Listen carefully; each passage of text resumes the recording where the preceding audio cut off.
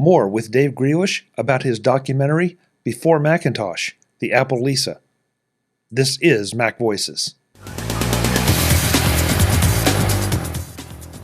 Mac Voices is supported by the MacVoices Slack.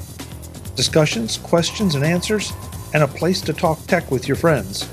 The MacVoices Slack is available to all patrons of Mac Voices. Sign up at patreon.com/MacVoices and join in. It's pretty clear that when you point to the very first incarnation of Lisa, so 1983 Lisa 1, people refer to it now, it was $10,000. So that's a pretty good argument as to why they didn't sell very well. So, if you can't afford it, it's not going to sell very well. But, Yeah, but I'm absolutely not arguing with you, because that obviously was a big issue. But at the same time, when we think about what computing was at that time and what it took to buy something that was A, powerful, and B, as innovative as the Lisa was, compared to some other devices that were out there at the time, I'm having trouble finding a good analogy, but I don't know. No, exactly. And again, you can, just 2 years earlier was the Xerox Star, a commercial product, and it was 3 times more expensive, which again didn't sell super well. And it needed more infrastructure to work. You couldn't just buy one and put it on your desk. That's also what makes Lisa different than the Star or anything earlier, is that it is a personal computer, and also that it has a microprocessor. So that's another important part of it. But it was made for, there's different definitions like personal computing, and generally one person. It's meant for one person to use. But this was made for one person to own and buy and put on their desk. Of course, you could put it in a business and people could share it. But you know what I mean? You bought it like you think of a personal computer and you put it on your desk. It's not part of it under the desk and part of it has to be connected down here in the computer in the back room or anything. And, so that differentiated it from the Star before it, and the microprocessor, which traces all personal computing back to the first one. And the idea of a personal computer, I mean, yes, we had the Apple II, and take nothing away from the Apple II, but because a lot of people, they came to understand the power of it. But I'm sorry, I'm going to get letters for this. For the masses, the whole concept of a personal computer was like, well, what would I do with a computer?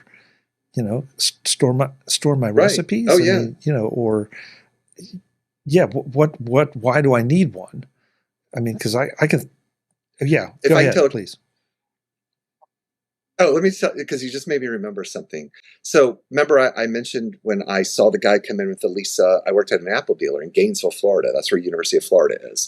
So this is fall 1989, all right? And you think, wow, the IBM PC has been out for like 8 years. The very first personal computer is 1975. So the Apple II since 77, right? So the computer's been around for a while, but this whole Macintosh thing was really new, right? So this is 1989. I can remember customers coming in, never saw a graphical user interface before. And I would sit them down in front of a Mac, right? And bring up Word, right? And I go, okay, well, you know how you normally do word processing, right? But here, let's just type this, the gray brown fox or whatever we type. And then I go, okay, now take the mouse. All you got to do is just highlight that sentence. And now just go up there. You can choose the font. Boom, instant. Choose first off, the mouse was mind-blowing, right? But then the idea of changing the font, bold, italicized, the size, and that was mind-blowing. All this stuff that people take for granted, that it's just, you can't imagine. It just was insane how much easier that was than WordPerfect 5 on a DOS computer, where you have to constantly use the function keys and keep a little cheat sheet next to you. I did that, when I went to college to do my papers. Yeah. So it was groundbreaking. It was so, for the first time, I think and for most, depending on what you're doing, it allow you to focus on the work, what you want to do with it, not the computer. How do I use this thing versus what am I going to do with it? And that's kind of the legacy of the Mac too. Well, the Lisa too, and the Mac. So I'm going to be a little selfish here. And I'm going to say that what I hope people take out of watching this documentary is they understand where the Lisa was and what a foundational machine it was and how it's gotten us to here. Mm-hmm. And makes me, I would love for them to start thinking about the Apple Vision Pro and whether the market decides it's a flop or not, where that is going to be, that's going to be the Lisa for some, maybe or not, but it's going to be the Lisa equivalent, or maybe the Newton equivalent for something 8, 10, 20 years from now. Yeah. Now, that's what I hope they get out of the documentary. What do you hope they get out of the documentary? So part of my pitch, like in the Kickstarter and from my own personal enjoyment, is I had a story, I had a passion and a story I wanted to tell. And, and I want it to be successful. I want people to watch it. So I felt like, for people to watch it, it has to be, I'm not dumbing it down. I'm not just trying to, but I don't want to just appeal to people that are into it. But I hope that anybody who's an Apple enthusiast or a Mac enthusiast, it appeals to them because it's like the origin story just before the Macintosh. And I mean, it ties in with the origin story of the Mac, right? And Apple for that matter. But then, I think it tells a compelling story that can be interesting even to just the casual that wouldn't necessarily be interested in that sort of thing.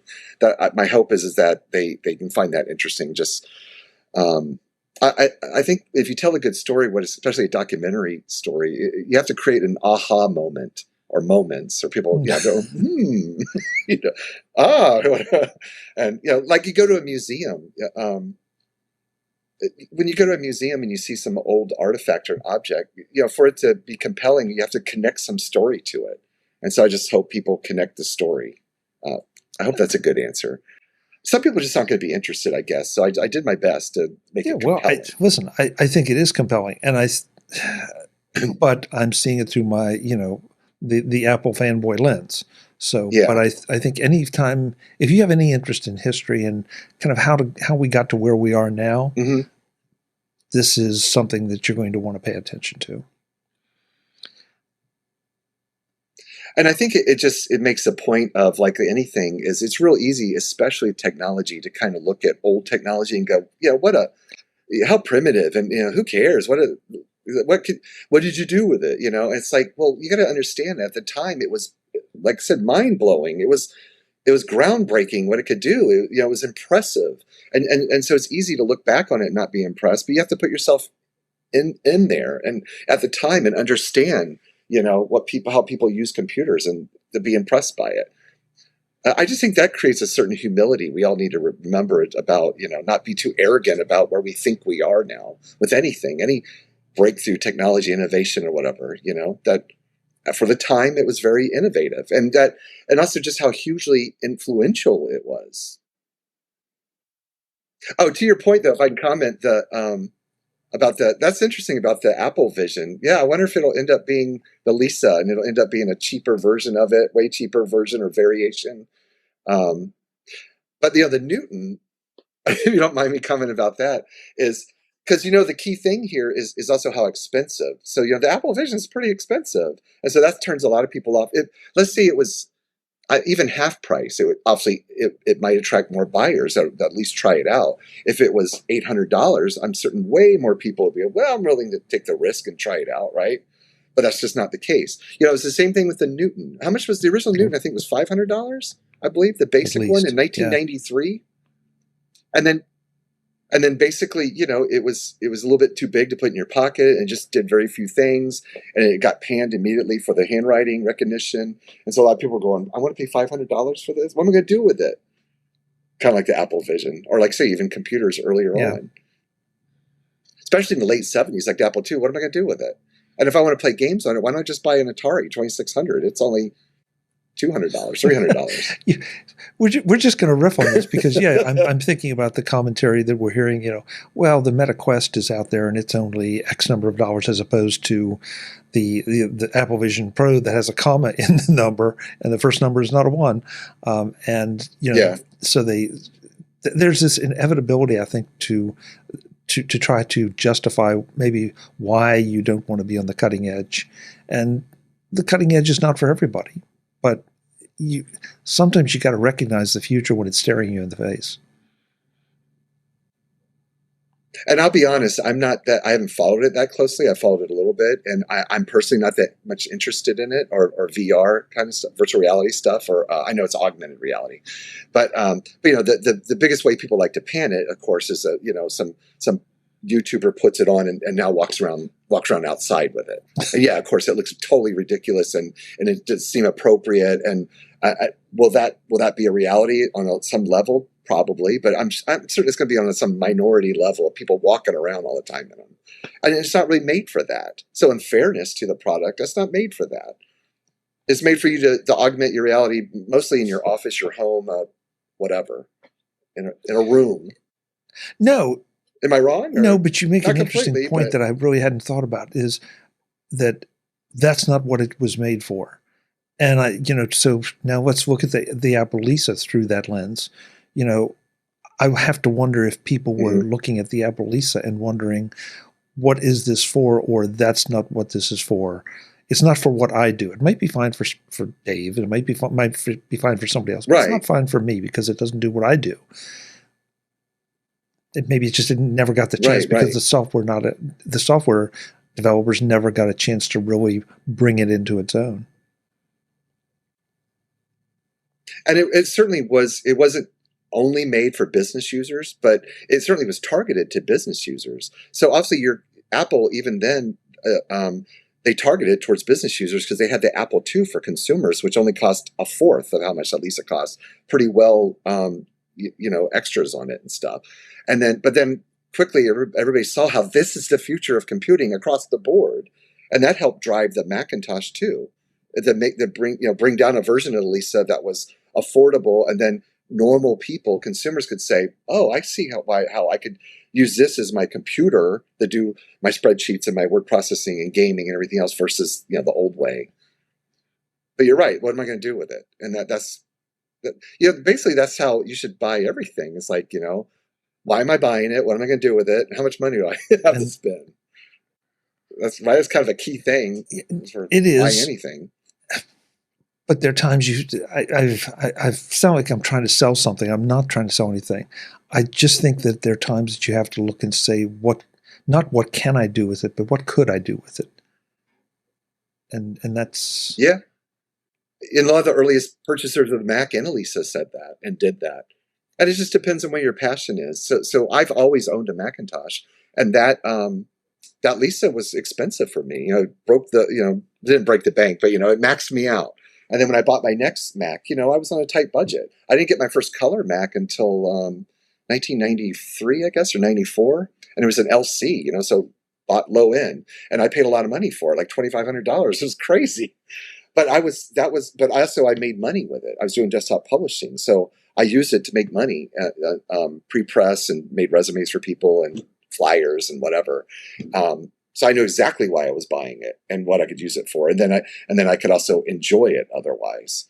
So I guess my point being is, I prioritized and valued the Macintosh enough to make it my premium. I'm willing to spend a lot of money on it. Versus like, I don't drive a BMW, or I drive a nice car, but I don't drive a BMW or Mercedes. I can like them, or Tesla, but my values and my priorities, I don't want to spend that much money on a car. I have other things to spend money on. You know what I mean? We all have different priorities. I was going to say, well, even people that buy premium, women that buy premium purses or whatever, like Gucci, or because they or their shoes or whatever, because they value that. I want to be seen in some really expensive, nice shoes, or men. I do that too. I guess expensive watches or whatever. So it's just where your priorities are. We all earn our own money. We ought to be free to spend it on what we want and value. I'll share this story. I've never shared this on the show because, it sounds kind of trite, but I was about a year and a half ago, I was having dinner alone. My main companion often when I do this kind of dinners is my iPad because, that way that I can at least get something done or read something I want to. And a waitress walked over and said, would you mind telling me just a little bit about that? Because I'm about to go into college and I'm looking at this and thinking, might this be a good idea for me? So I didn't spend 20 minutes, but I spent a few minutes talking to her about it, showing her some of the things, and basically said, this could become your best friend if you will let it. And so a year later, I ran into the same waitress at the same restaurant, and she thanked me profusely for, because apparently I was the thing that kicked her over into buying it. And she said, I've written all my papers on it. I do all my research on it. You know, it's my one of my primary sources of entertainment. Just on and on. And, you know, the difference it made in her life. And you think, wow, you know, you never realize how you might influence someone. But more importantly, that's someone that didn't quite know what she might be able to do with that particular device. But she decided to take a chance, and that's her primary computing device. That's really interesting to me, because I tried to go to the iPad. I'm going to admit not very hard, I guess, just not because I just like it, but just and that's interesting between me and you, maybe, because is your iPad like your primary device most of the time? Your Mac is. I'm not sure if I'm too old or just what I do, what the things that I do, I really need the laptop. I've tried, and it's too much of a struggle for many things. Yeah, me too. So I was going to say, this is a MacBook Air I have, and so I'm just stuck on the laptop form factor and Mac OS, and just, I tried to try to use an iPad, even an Android tablet before, and it's like, no. I just even my phone. I use my phone all the time, but when I have to do anything, like really write an email or really do something, I don't even want to do it on the phone. I just rather just get on my computer. So, well, what I found interesting about it though was that she was a clean slate. You and I aren't. We can't be. Yeah, we have too much history, but she was a clean slate, and so she used the tool that was in front of her, adopted it 100%, and. And so again, going back to the Lisa, you have to wonder, even at that point, businesses still were struggling with the idea of a quote unquote personal computer and why they should put one on everybody's desk. Right. And so if the Lisa had gotten that chance, you have to wonder, where would we be now? Would we have ever had the Mac? Even though it seems like a natural evolution, say sure. It would just been called the Lisa, but it'd be the Mac. I mean, it's right. It just would have been the same evolution, but so I don't know. I don't know. These are the fun things. This is why I love the documentary, and I love the way you approach these things, because you make me think of these things and ask questions about it. You're right. I hope the people, even the people that are moderately interested, are compelled to watch it. But for some of us that live in this ecosystem, I think it gives us perspective on maybe where we were versus where we are, and now where we are versus where we may be going. And and it represents kind of the first turning point in computing. I think actually, there's lots of turning points or major points in history, but the IBM PC came out in 1981, and as a Mac person, me too. Whether you like DOS or that whole thing, I didn't either. But you had your 8-bit computers, Apple IIs, Commodores, Ataris, Tandys. I'm missing one, Amiga. I don't know. What's the other one I'm missing? TRS-80. Don't want to leave them out. But really with it, and so you always had a niche of computer users. But really, starting with the IBM PC in '81, that really started really more seriously launching the computer industry, especially in corporate, right, and in the business world. And then with the Macintosh, it kind of, by the mid 80s, late 80s, it's really growing, but it's still a niche little thing. And then it wouldn't really be until the internet, right, that then was the next real big expansion of personal computing. Nowadays, if you think about it, your computer is really just an interface to the internet. Like mostly. And then, of course, the smartphone was the next major innovation in 2007 with the iPhone, and then the Android in 2008, where now we're all carrying it around.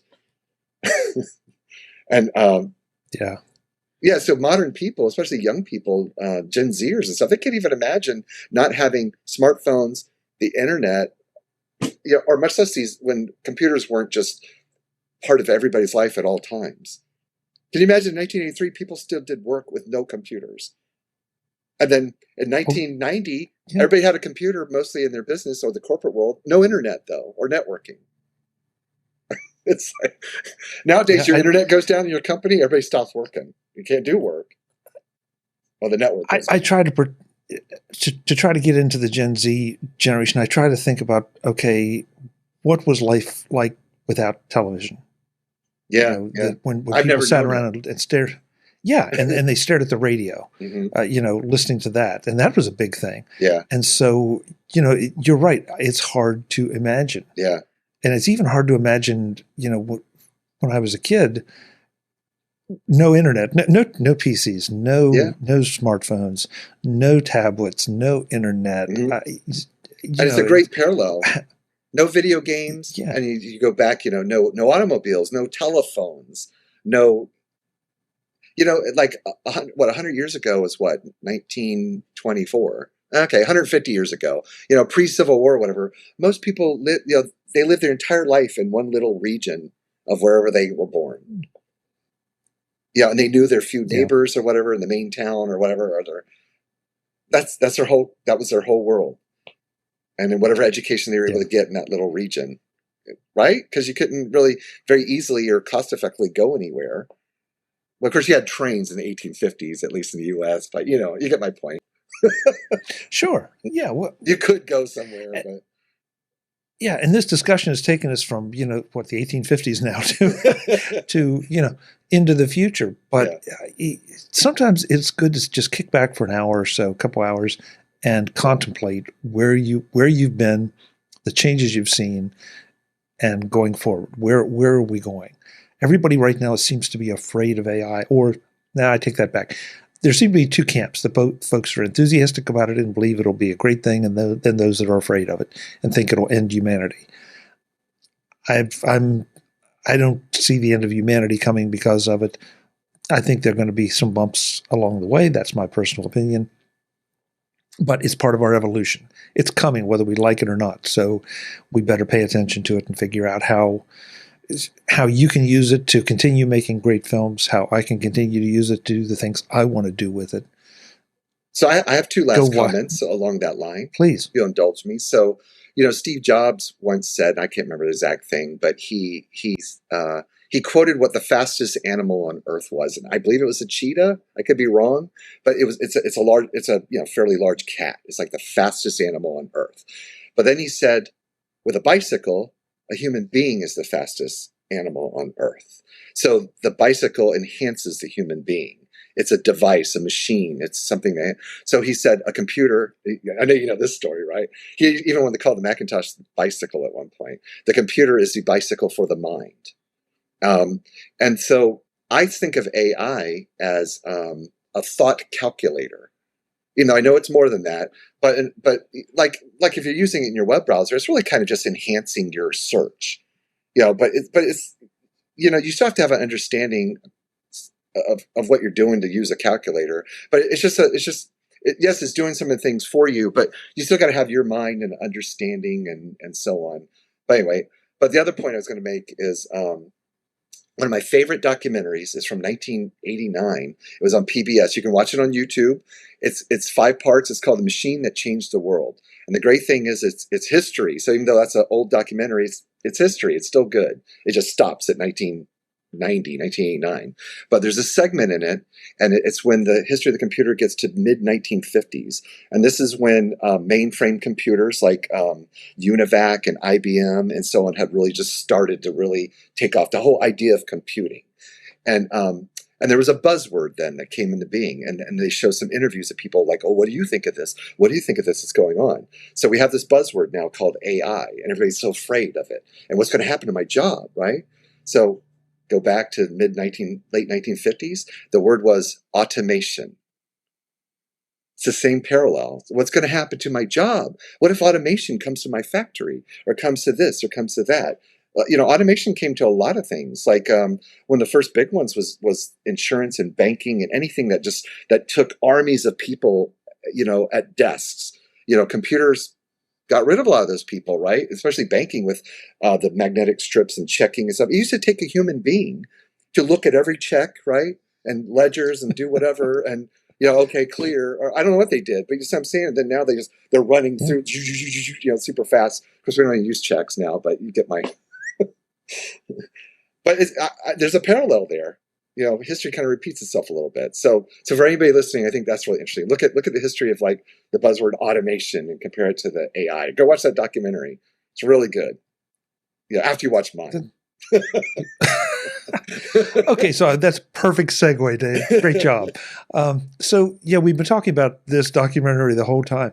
How do people see this? So it's available on Vimeo. So Vimeo.com, before Macintosh, the Apple Lisa, so if you just look that up. Or you can go to my webpage, classiccomputing.com, and I have a link. And you can rent it or you can buy it. And then, of course, if you buy it, you own it digitally and you can download it. But, of course, you can stream it from Vimeo. I'm at the very last stage, just to educate anybody that wants to do this sort of thing, of getting a distributor. You know, I'm not a production company. I'm just an individual. But there's a service called Film Hub. And so I'm in the process of getting my film, over to them, and then they will try to sell it to the different, like Tubi and Amazon Prime or whatever, so I can hopefully get it on some of those services for other people to see. So I'm in the last stage of that, but currently just Vimeo.com. Okay. And I'll make sure, folks, that I have a link in the show notes so you can find it very easily. Yeah, thank you. You can find it with a Google search. And I have it on DVD too, so you can buy it. Oh, if you want to be really old school, you can get it. Yeah, really. Thinking about DVD as old school, that's a little scary. But anyway. Yeah. Hey, thank you so much. I had to have it on DVD. I don't know. I want to hold it too. You know, something about that. Something about well, the DVDs are not gone by any means. No. Hey, thank you so much for the time. This has been a great discussion, not just about the documentary, but just about tech in general. And I hope folks got something out of it. Yeah. You're welcome anytime. Come back and we'll tackle something else. Okay. Yeah, I love history of any kind, but I have other interests. But yeah, I just try to keep myself going into it too much. I can talk your head off about any of this stuff. So it's been fun. I enjoyed it. Yeah, I did too. Folks, I'm Chuck Joyner. This is Mac Voices. I hope you've enjoyed this as well. This started out in one direction. We went in a couple other directions and we came back. So, but again, I really hope you take a look at this documentary and that it makes you think the way it's making Dave and I think during this conversation. Until the next time, and as always, thanks for watching. Visit MacVoices.com for show notes and to connect with Chuck on social media. Get involved in our Facebook group or like our Facebook page, and get more out of your Apple tech with Mac Voices Magazine, free on Flipboard and on the web. And if you find value in it all, consider supporting us through either our Patreon campaign at patreon.com/MacVoices or by making a one-time donation via the PayPal link on our front page and in the show notes of each episode. You will join these fine people who help bring you Mac Voices.